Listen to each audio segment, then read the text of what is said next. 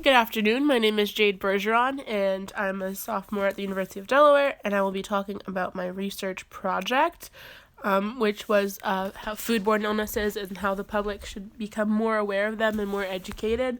So, I only covered the top six pathogens, which are Listeria, E. coli, Salmonella, Campylobacter, Norovirus, and Clostridium perfringens.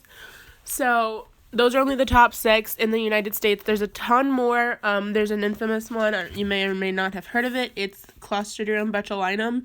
And that one you only need one micro organism of it, and it can be lethal, so it can kill you with only one microorganism. It's super powerful. I didn't mention it because it's not a big one, as it doesn't happen on a large scale, but when it does happen, it's devastating. So we kind of overlook some of the other pathogens. Sorry, my dog's falling asleep in front of me, and it's really funny. So my research project helped me to realize that a lot of the symptoms and a lot of the foods that the pathogens are found in and stuff like that are all very similar, so it can be hard to distinguish which one's which if you don't know. But the incubation period is one thing that varies a lot among the six that I researched. So it's easier a little bit if you know when something kind of funky you ate, if it was 2 days ago or if it was a month ago, then you can narrow down which one it could be. But of course, doctors can do different samples. I think it's usually stool samples to figure it out. I think it's super important for the public to be aware of it, as well as things in their house they can do to prevent it. Of course, I always say that if it wasn't in our food to begin with, then it shouldn't it wouldn't be a problem. But the manufacturing and food processing processes aren't perfect, so it's going to be in there, and it's up to the public to know what to do with it, to cook it or freeze it, freezing it and stuff like that. So I'd like people to be more aware and stuff like that. I took the Outbreaks Foodborne Illness class at UD with Dr. Neal. She's wonderful, and I had so much fun in that class, just learning about the different things. She had real life outbreak situations, and one of our topics was prevention, because that's also a huge thing. And she said that she was asking us questions do you know the wattage on your microwave, because sometimes you put food in the microwave, and she's that varies a lot, and you have to the cooking time varies depending on the wattage, and none of us knew what the wattage was on our own.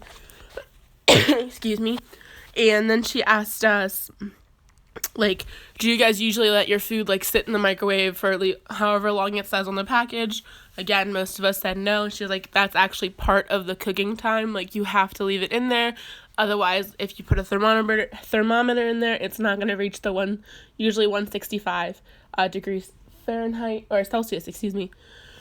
It's not going to reach that, so that's a problem. And so it was just really cool to see the things we don't know and that we kind of take for granted because we consider the United States to have a really safe food supply. So it's interesting to see how, even though we're one of the safest food supplies out here, there's still a lot of things that can go wrong in it. I would love there to be eventually classes in middle schools, elementary school, middle school, and high schools that teach basic food safety to kids. That way, if their parents didn't get it when they were in school, that way they can go home and talk to their parents about it. So that way everyone is just overly, just more educated about the topic. So that way tragedies can be avoided. I read a book called Poison, and it's about an outbreak that happens in the northwestern part of the United States, at an In-N-Out, a Jack in the Box, not In-N-Out, and, I believe 2 or 3 kids, passed away from it, and one was severely, she's still having repercussions from it, and this is in the 1990s, so it was just really interesting to see how we only act when we have to. So before then, there was not really any food safety practices or anything like that. And then the outbreak happened, and all of a sudden, all these new regulations, rules, manufacturing processes, the HACCP, like all that came out at once, and then now I feel like we're waiting for another big outbreak before we do something else about it, which shouldn't be how this works. I'm also going to make a video in my own kitchen and kind of go through what I live at home, so what's in there that my mom or my dad or whoever might not know could cause illness. And then we're also going to make like some situations that aren't happening in my house but like could be happening in other homes. Like an example we had in Dr. Neal's class is it was about E. coli, and so E. coli is mostly found in like ground beef and stuff like that.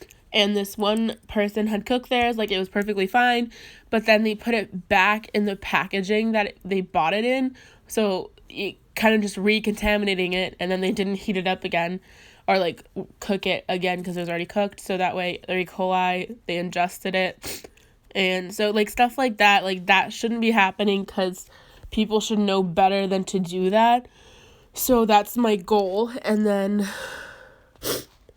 I think my project is more of a educational type of thing, just letting everyone know what the symptoms are, incubation period, what it's found in, kind of the differences between the big six, and like I know a lot of people don't know norovirus like at all, but it's actually just like the 24-hour stomach bug, but we don't call it norovirus because it kind of makes it sound a lot scarier.